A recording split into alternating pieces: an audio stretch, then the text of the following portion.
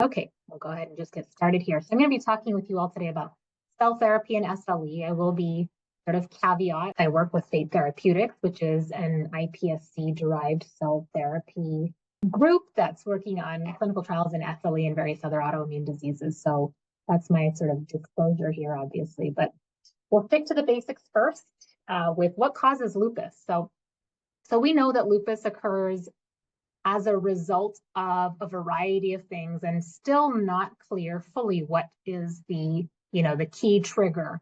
But we do know that patients with SLE experience a defective immune defense or environment. They produce antibodies or autoantibodies, the double-stranded DNA, Smith, and a variety of other antibodies. And then there are genetics. I want to focus really for the purpose of this talk on the antibody component. So the antibodies that are produced in SLE come from B cells in various stages of their development, but largely plasmablasts and plasma cells. And really the reason for bringing this up is these B cells are a target in some therapies used to treat SLE. And again, for the purpose of this talk, we're talking about cell therapy. So CAR T cells, and I'll start with the history of CAR T cell therapy for B cell cancers. Some years ago, and this slide specifically is referring to 2017 onward, when really there was an FDA approval for CAR T cell therapy in B cell malignancies. But the concept of cell therapy is not new. It's been ongoing for 50 plus years. But really some years ago in oncology, there was this new idea that took hold to engineer a different type of lymphocyte, a T cell, and engineer that with a special receptor called a CAR, so a chimeric antigen receptor. This receptor recognizes molecules on the surface of B cells called CD19, which lets those T cells, the lymphocytes, to interact with the tumor-causing B cells and get rid of them. So I'll show you a little dynamic graphic that we put together, a colleague of mine, but really conceptually the intention is to identify the B cell and take it out because the B cell is making those bad antibodies. And I am simplifying sort of this concept because this is complicated. This is complicated stuff for me, and I think it's really important for really just providers as well to understand this concept. So I told you a little bit about B cell malignancies, so B cell cancers and the use of CAR T cells in that space. Well, in 2022, a couple of years ago now, a group of rheumatologists in Germany published the results of a clinical study looking at giving these CD19 targeted CAR T cells to 5 patients who had very active SLE. And these patients had failed to respond to usual medicines. And the thought was that if CAR T cells are able to get rid of those cancer-causing B cells in the oncology space, then maybe they could also do the same thing in lupus, where the B cells make those antibodies. And in administering this treatment, we can improve lupus as a disease state. B cells, in this specific study, 5 patients who were given the CD19 targeted CAR T cells, they had very active disease, they failed multiple treatments, and really it's a lot of charting, but this is showing that the B cells came down, those double-stranded DNA antibodies came down, and then here SLEDI2K. So disease activity markedly improved. Okay, so this is where I was still practicing and running the lupus clinic at this time, and all of my patients were coming to me asking me about cell therapy, how can I get it, what's going on? So this was is there a cure for SLE? So now, 2 years later, the same group of individuals expanded their study to more patients with lupus. So now 8 patients with SLE, 3 with myositis, 4 with scleroderma. And they reported that all of their SLE patients are in remission. So not seeing any evidence of their disease being active. The myositis patients have demonstrated a major clinical response, and the scleroderma patients have also demonstrated a treatment response. So there's something here. There's something to be said here. The graphs here are essentially showing you what I've just said in words: improved lupus disease activity, the antibodies coming down, the C3 complement, which when lupus is active is generally low. So we want the complement C3 and C4 to go up. And then the amount of protein in the urine came down. So I will go over what autologous CAR T cells are compared to what Fate Therapeutics has, but these studies were autologous CAR T cell studies. So in this, you know, we know that CAR T cells are used in oncology and have been for years.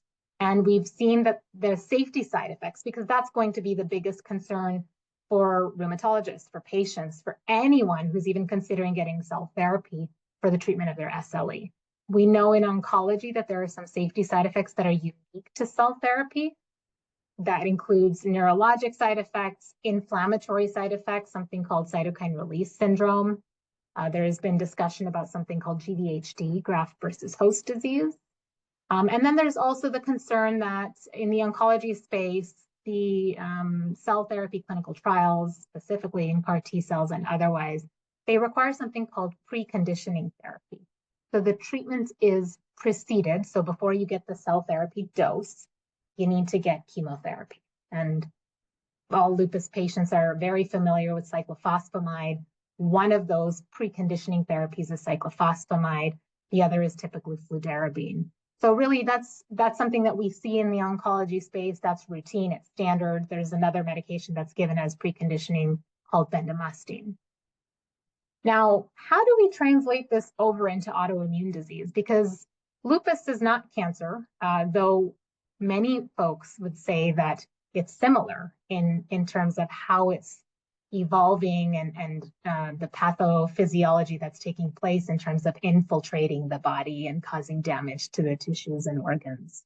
But when we look at CAR T cells in autoimmune disease, and specifically where we're seeing a lot of data coming through now in SLE, and I use a lot very loosely because we still need a lot more data.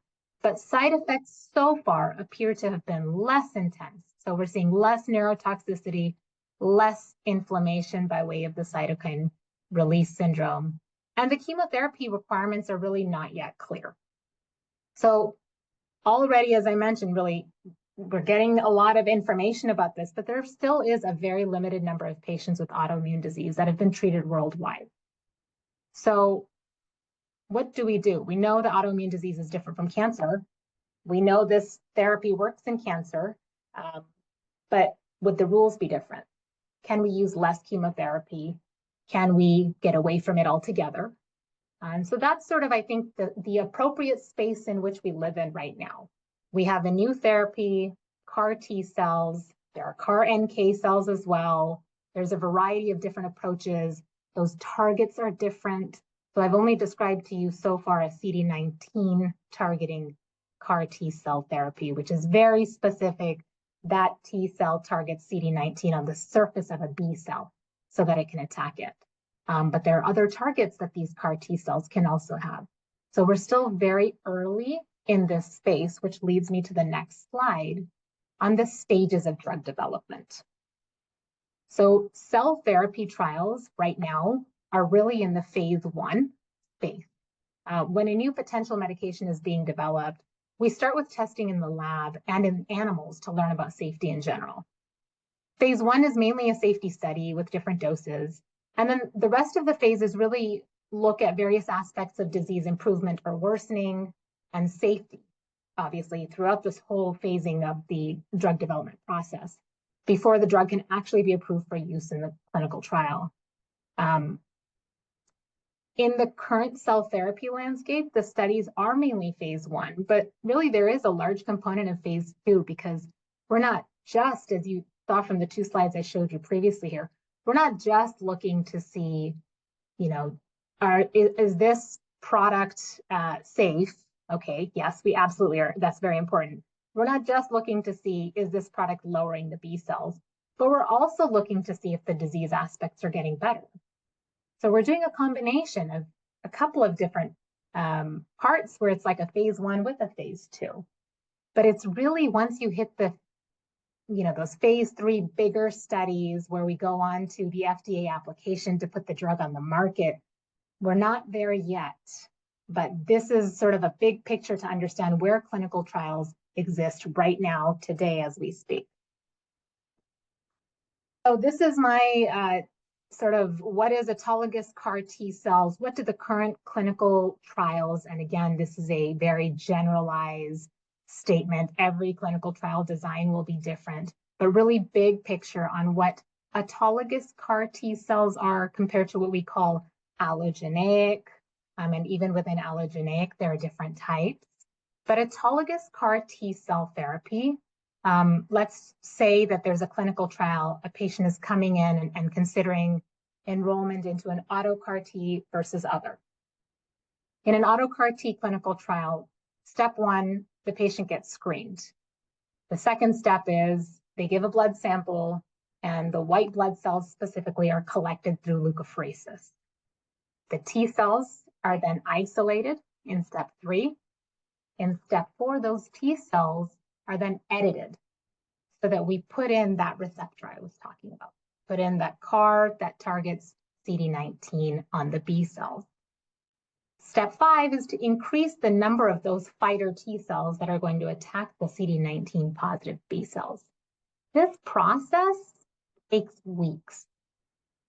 Getting the T cells, editing the T cells, making sure that you've done the edits correctly, and then increasing the number of the fighter T cells.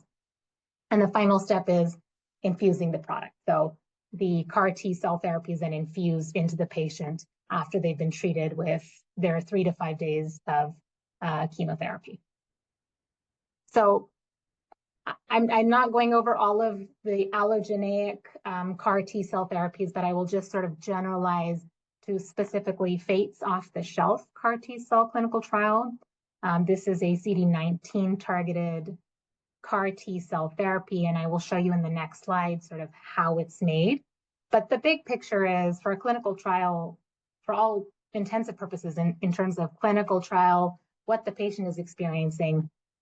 Step 1, the rheumatologist investigator screens the patient, and then step 2, they get dosed. And the mechanism behind that really is the product is already made. There is no leukapheresis, there's no processing time. The cells are available on demand. So you already have this sort of like the currently available IV treatments for SLE. You order it, it comes in, and you dose it, and it's given sort of in that way. So there isn't that requirement to come into the hospital, give the blood sample, let it go through all of that processing. So this is what the Fate off-the-shelf iPSC, so iPSC is the induced pluripotent stem cell, which I'll describe in step. CD19 targeted CAR T cell therapy. All right, so what's the difference in how Fate produces CAR T cells? So we start with a simple blood draw from a healthy donor, and we isolate those T cells, or the T lymphocytes. The cells are then induced to become these less mature cells called a stem cell. The beauty of stem cells is that they can divide and divide and divide, so they can make huge numbers of copies of themselves. At this stage, we actually give the cells this new receptor that will target the B cell, and the old one will no longer be expressed by the cell. We pick the one, so this is that receptor that I was referring to. And then we pick the cell that has the receptor in exactly the right place, and then we grow it back up into a group of identical cells with the receptor. So we turn it back into a T cell. Now all of the fighter T cells have the new receptor. When we want to produce the product, we thaw a few, grow them up, induce them into those adult T cells, and they're all alike. So they all have the receptor, and they're all of the T cell type. So you have these fighter CAR T cells that will find B cells, because now it's been infused into the patient. The fighter CAR T cells will find those B cells and remove them. Very simplified version. There is a lot of time and effort that goes into this. The immune system is very complex, but if this could be described in the simplest ways possible, that's what we're hoping to have accomplished with this animation. So specific to FT819102, this is the Fate CD19 targeted CAR T cell therapy in patients who have SLE. We are enrolling patients who have severe active lupus that involves the kidneys, lungs, heart, eyes, muscle, blood, or blood vessels. The FDA was clear in not including individuals who have neurologic manifestations, much like other clinical trials that have excluded patients with neuropsychiatric lupus. Individuals are required to have tried at least 2 other treatments for at least 3 months, in addition to steroids. So we all know about steroids. We all know about the side effects of steroids, but you've tried steroids, you've tried a couple of other treatments. It can be any of the methotrexate, mycophenolate, azathioprine, some the IV or the injectable treatments, really any 2 other treatments for at least 3 months. And then can't be pregnant, can't be breastfeeding, and need to be willing to use birth control. And really the intention of this is, remember when I was describing in that drug development process, this is a phase 1 clinical trial, and first and foremost comes safety. So ensuring that we are able to demonstrate that this cell therapy can be given to patients safely. That's why we start off with more stringent exclusions. So not allowed to be included if you have if you're pregnant or breastfeeding or not willing to use birth control, because we really want to be able to demonstrate safety first and then move on to the next phase. So study steps. This is a little bit more complicated, but I mentioned pre-treatment before. So a lot of the cell therapy clinical trials involve giving some form of treatment before giving the cell therapy.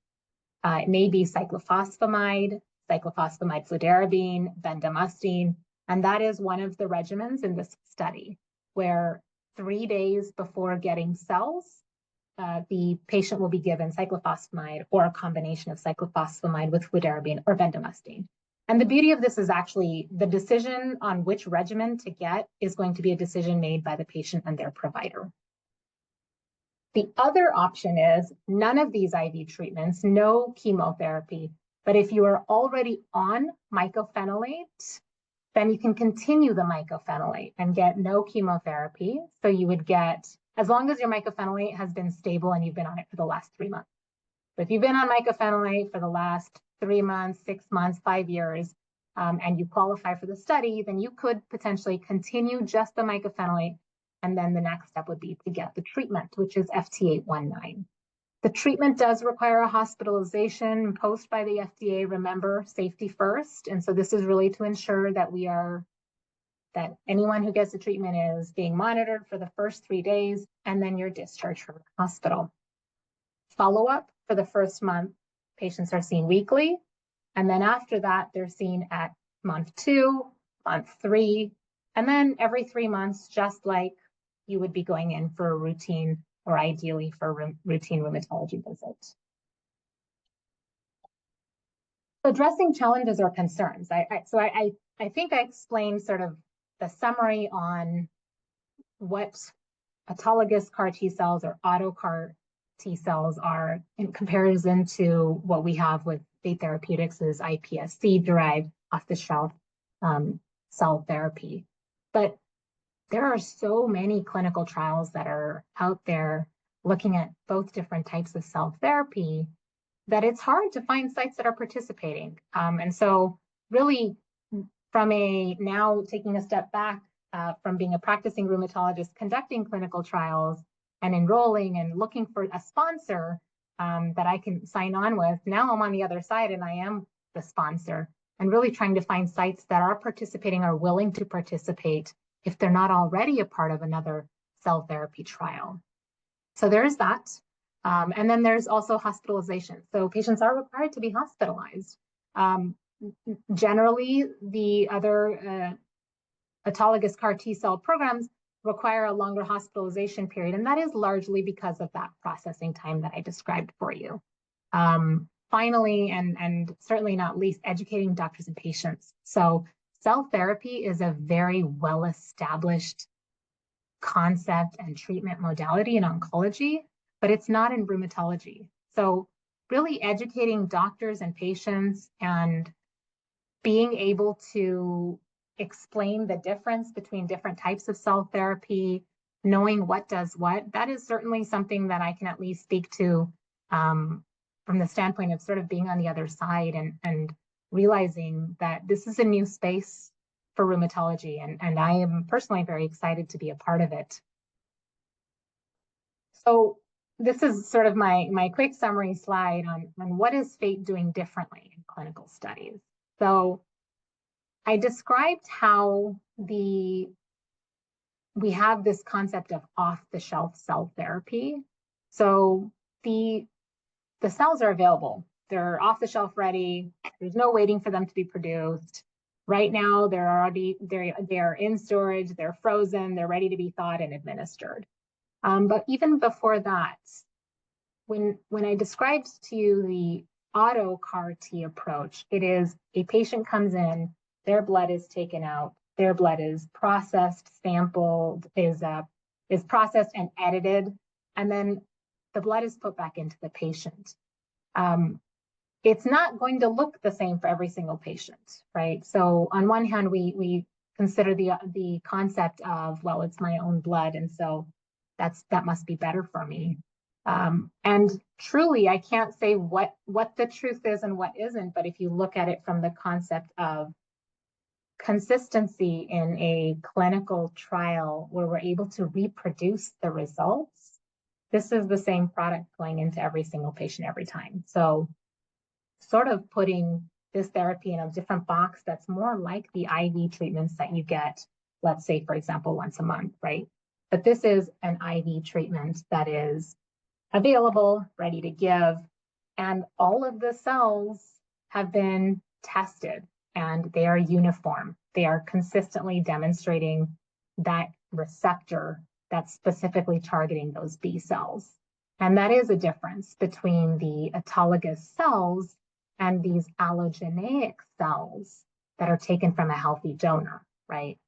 Because in the autologous cells, those cells that are given back are not going to be 100% demonstrating those the receptor as being in the right place every single time.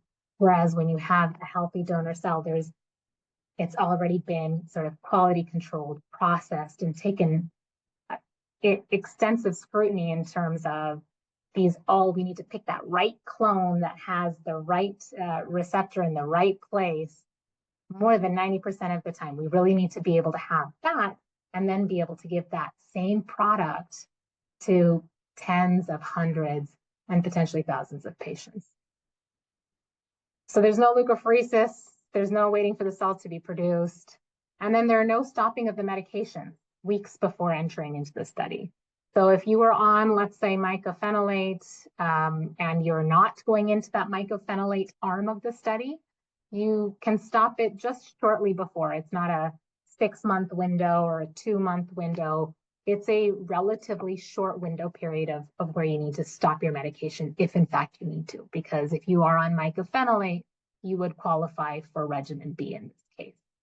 And then lastly, the doctor and the patient decides the pre-meds, right? So you can get the cyclophosphamide arm or the Cy/Flu, which is cyclophosphamide and fludarabine or bendamustine, or not. You could do the mycophenolate. So there's some flexibility, and the intent of this was really to be able to apply this to a real world clinical practice type of setting where you're able to apply this like you would normally in a clinical practice if you're a rheumatologist.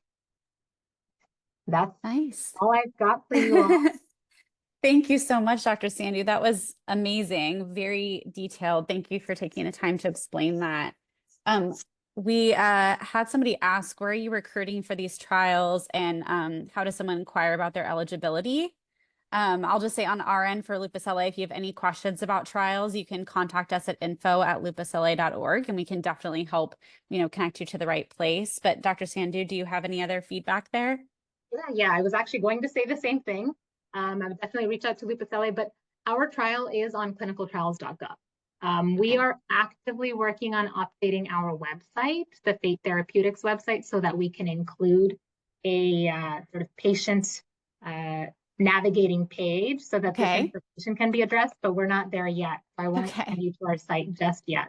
Okay, then it might be easiest for patients to contact us, and we can route them appropriately to where it makes sense for them to go as a next step. Yes, because right now our website is really a lot of cells. Understood. A lot of receptors. Great. Well, thank you so much for your time, Dr. Sandhu. We really appreciate it. Thank you. It was my pleasure. All right, I just stopped the live.